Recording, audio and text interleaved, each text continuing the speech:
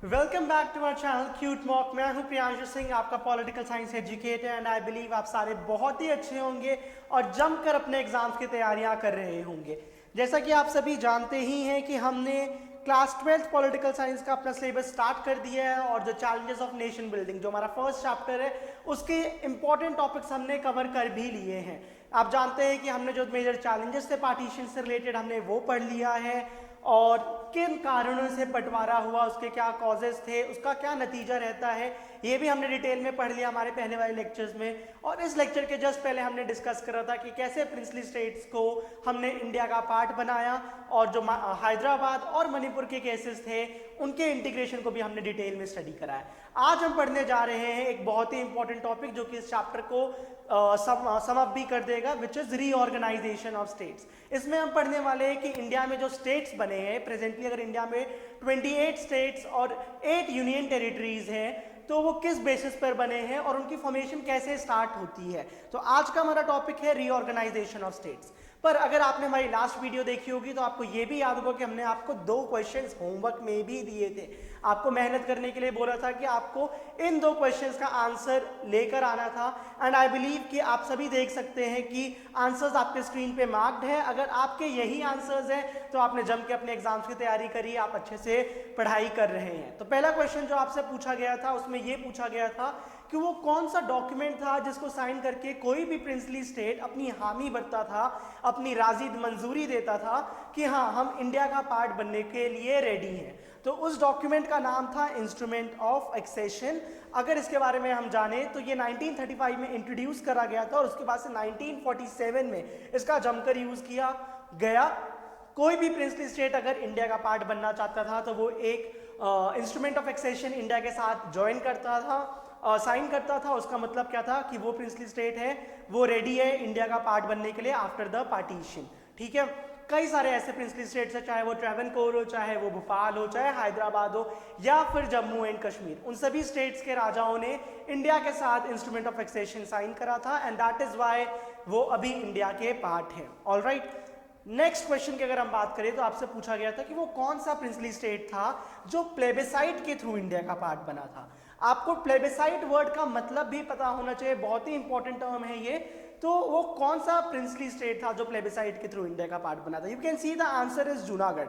लेकिन इसके बारे में और डिटेल में जानते हैं कि जूनागढ़ क्या था और प्लेबिसाइट क्या होता है।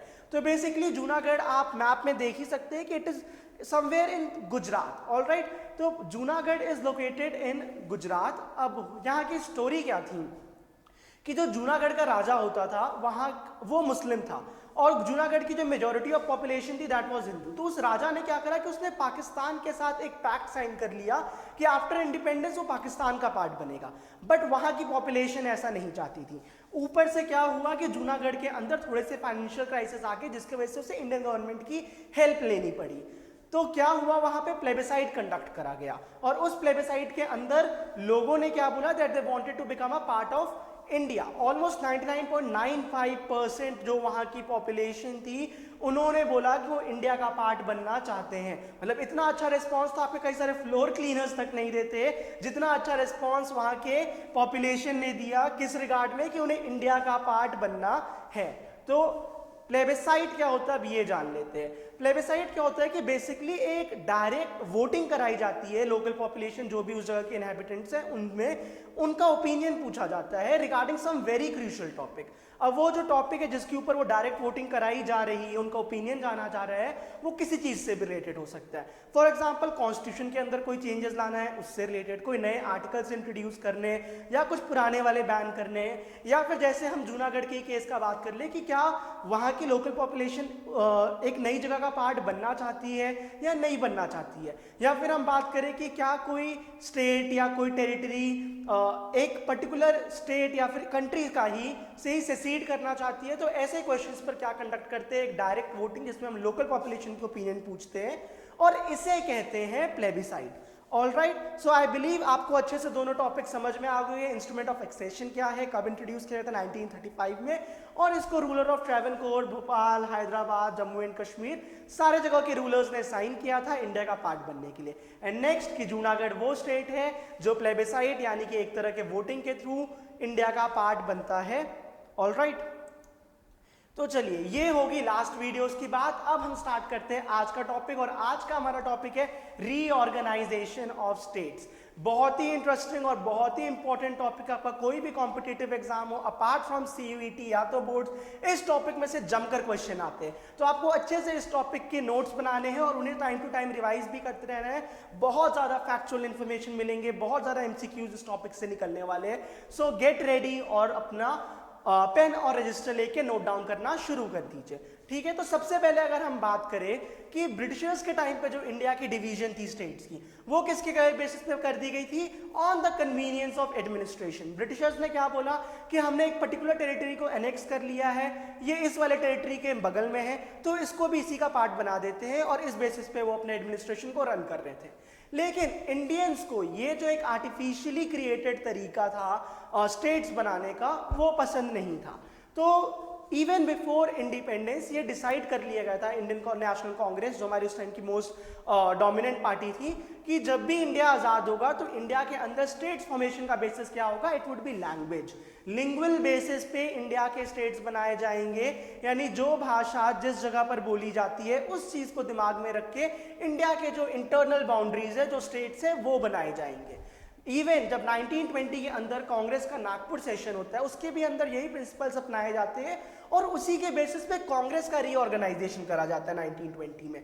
अब जब कांग्रेस की इतनी सारी प्रोविंशियल कमिटीज बनती हैं 1920 में, तो वो किस बेसिस पे बनती है? वो भी लैंग्वेज के बेसिस पे ही बनती है। जो ब्रिटिश का एक फेक से एडमिनिस्ट्रेटिव सिस्टम था उसके बेसिस पर नहीं, लैंग्वेज को दिमाग में रखकर कांग्रेस की प्रोविंशियल कमिटीज 1920 में बनाई जाती है। So long before independence decide कर लिया गया था कि इंडिया के में जो नए स्टेट्स बनेंगे, जब भी बनेंगे, उसके बनने का बेसिस क्या होगा? लैंग्वेज। की हम लैंग्वेज को दिमाग में रख के जो स्टेट की बाउंड्रीज है, इंटरनल बाउंड्रीज जो है इंडिया की, वो डिफाइन करेंगे, ठीक है। लेकिन जब हमें फ्रीडम मिल जाती है, जब हम आज़ाद हो जाते हैं, तो हम लैंग्वेज के बेसिस पे स्टेट को डिवाइड करने में थोड़ा सा डरने लग जाते हैं। अब इसका क्या कारण है? तो बेसिकली अभी अभी देश का बंटवारा होके हटा है। जब हमने देश का बंटवारा करा था कम्युनिटीज के बेसिस पे, हिंदूज और मुस्लिम्स के बेसिस पे, अगर तब इतना ज्यादा ब्लडशेड हुआ, तो अगर हम देश का दोबारा इंटरनल बाउंड्रीज ही चाहे क्यों ना बना रहे हो,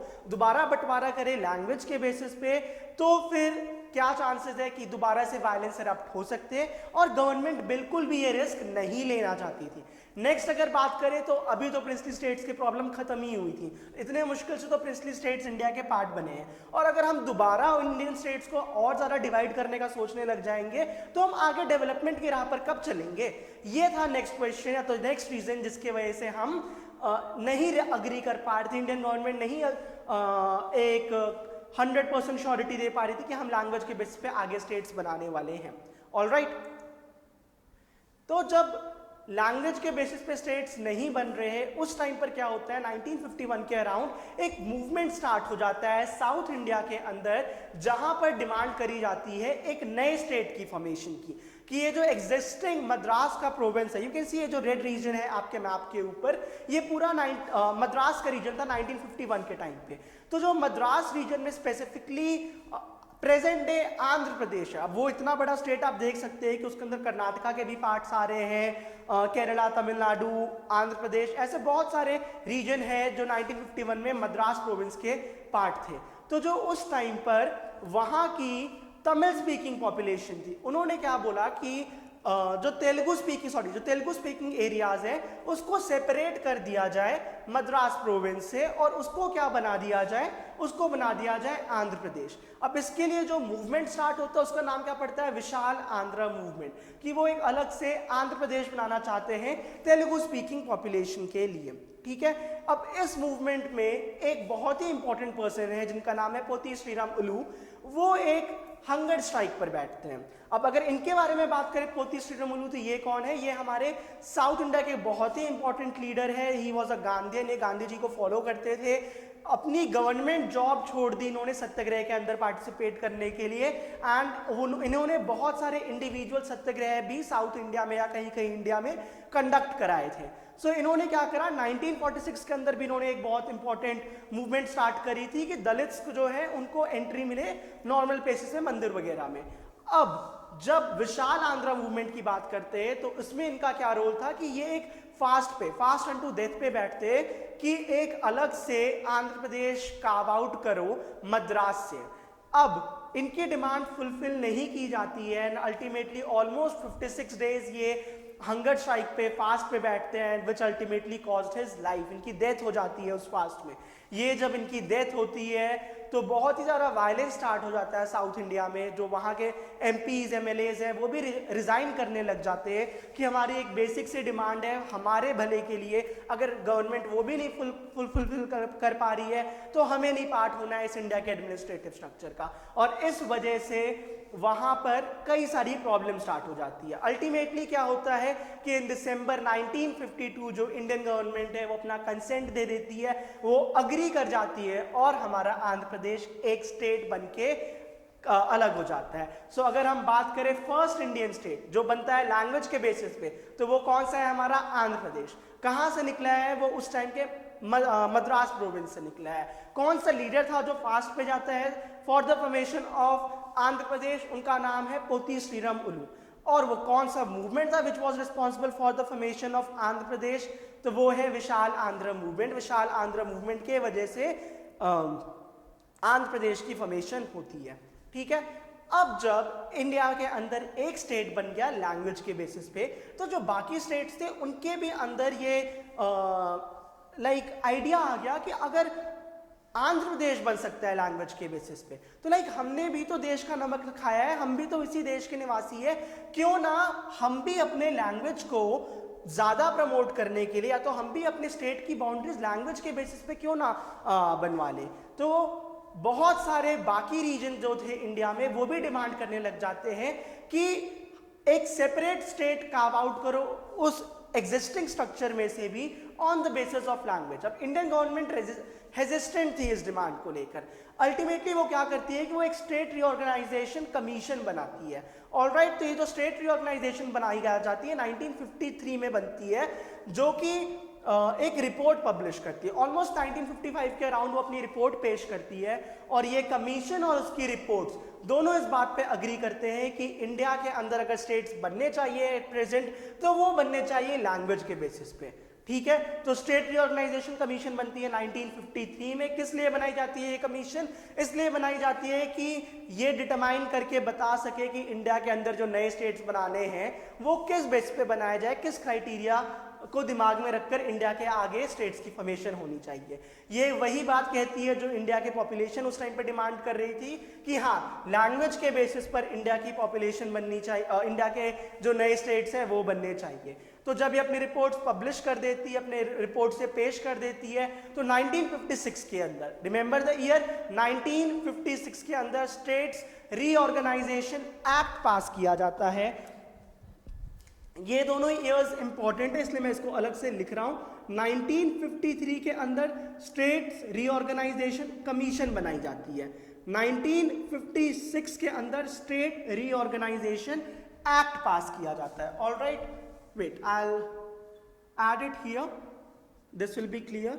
तो स्टेट 1953 के अंदर स्टेट रीऑर्गेनाइजेशन एक्ट पास होता है। ऑलराइट, अब जब ये एक्ट पास होता है तो उस टाइम पे इंडिया के अंदर 14 स्टेट्स और 6 यूनियन टेरिटरीज बनाए जाते हैं। अभी तो इंडिया के अंदर खैर बहुत ज़्यादा स्टेट्स, ऑलमोस्ट डबल है, उसके 28 हो चुके हैं एंड यूनियन टेरिटरीज भी 8 है। तो अगर आप इस मैप को चेक करें तो आप देख सकते हैं कि 1956 में जब स्टेट रीऑर्गेनाइजेशन एक्ट पास हो जाता है उस टाइम पे इंडिया का क्या स्ट्रक्चर होता है। यू कैन सी कि उस टाइम पे गुजरात और जो ये आपका महाराष्ट्र वाला रीजन है वो एक कंबाइंड स्टेट हुआ करता था। This was a bilingual state, और मतलब बायलिंगुअल यानी दो लैंग्वेज को इकट्ठा सोचकर इन्होंने एक स्टेट बना दिया, एक एक्सपेरिमेंट कर लिया था कि चलो एक स्टेट बना देते हैं और यहाँ पे दो लैंग्वेज बोली जाएंगी, एक गुजराती थी और एक मराठी थी। पर ये इनका फॉर्मूला कोई बहुत अच्छा काम नहीं करता है और 4 साल के अंदर ही इन्हें सेपरेट गुजरात और महाराष्ट्र के स्टेट्स बनाए जाते हैं। ठीक है, तो ये आप देख सकते हैं कि उस टाइम पे मध्य प्रदेश और जो छत्तीसगढ़ का रीजन है वो कंबाइंड था।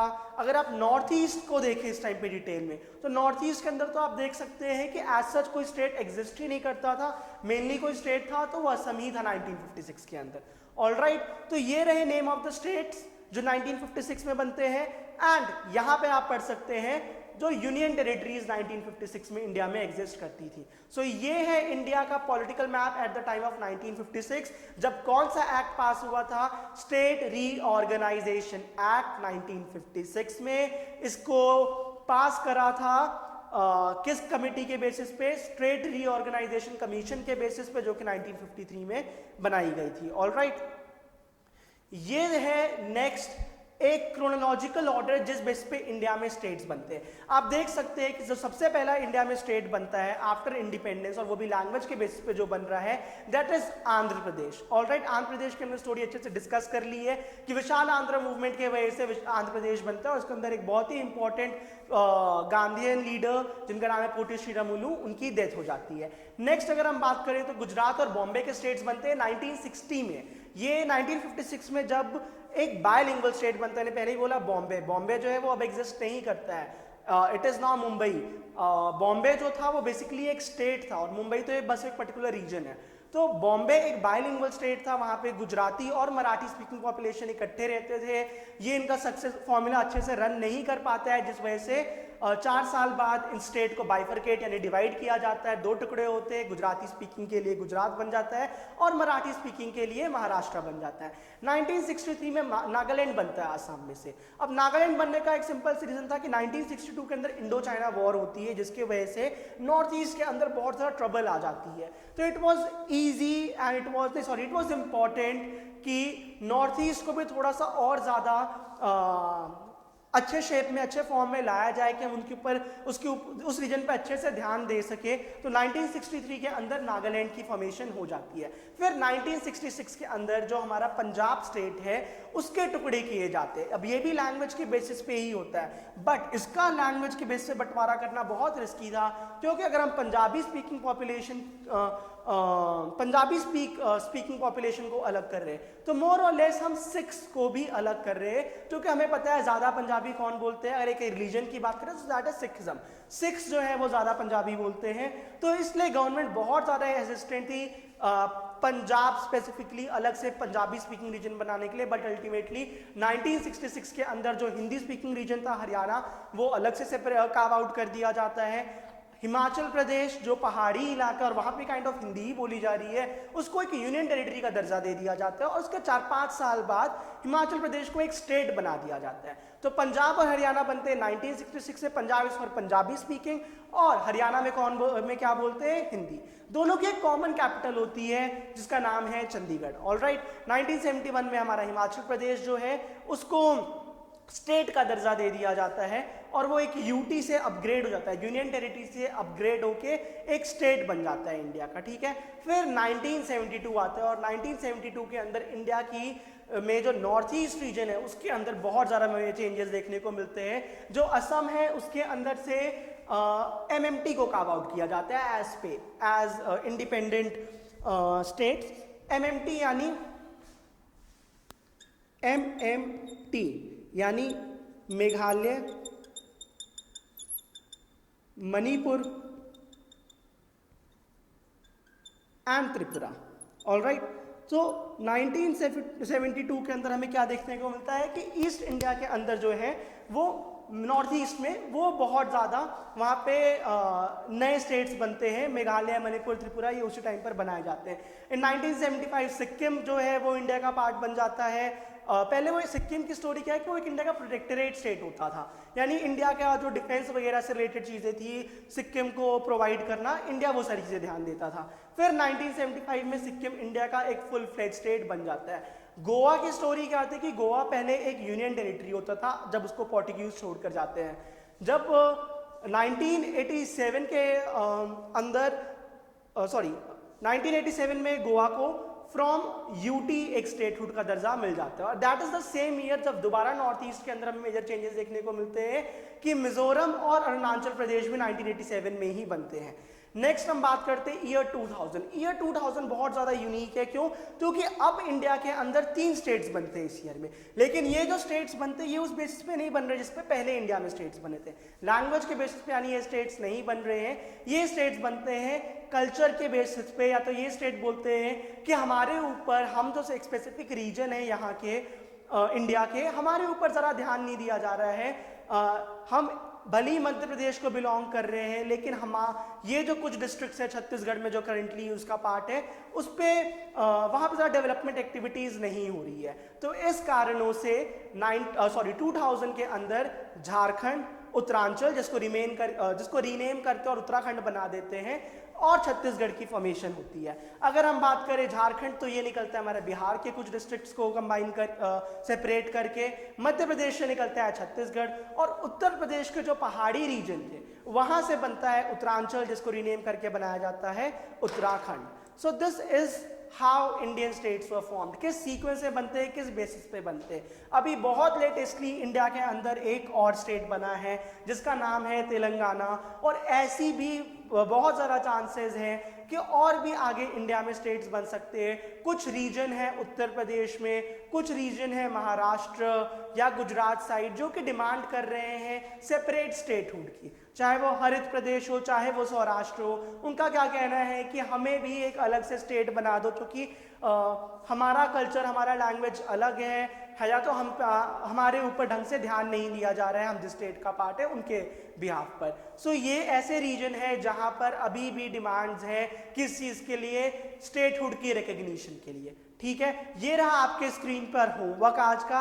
आई होप अभी तक हमने जितना भी पढ़ा आपको अच्छे समझ में आया होगा, आज का टॉपिक इंटरेस्टिंग लगा होगा आपको, और आपको जितने भी फैक्ट्स आपके साथ हमने शेयर करे आप वो अच्छे से याद रखेंगे। नेक्स्ट क्वेश्चन आपका उसी टॉपिक से रिलेटेड है जो आज हमने डिस्कस कराया था। Question is Telangana. जो तेलंगाना इंडिया का लेटेस्ट स्टेट बना है वो किस ईयर में फॉर्म किया गया था। ऑलराइट, अगर आप उसका डेट भी बता रहे it would be very good. Otherwise question में फिलहाल आपसे मैंने ईयर पूछा है, तो आपका पहला क्वेश्चन ये है कि that when was Telangana form. And next जो हमने आंध्र प्रदेश की स्टोरी पढ़ी थी, उसमें जो पॉलिटिकल लीडर थे पोटी श्रीरामुलु, उनकी डेथ कब होती है आपको ये बताना है कि कौन सी डेट थी जब उनके 56 डेज फास्ट के खत्म होते हैं, अल्टीमेटली विच कॉज्ड हिज डेथ। ऑलराइट, तो ठीक है दोस्तों, बहुत बहुत शुक्रिया हमारे साथ बने रहने का।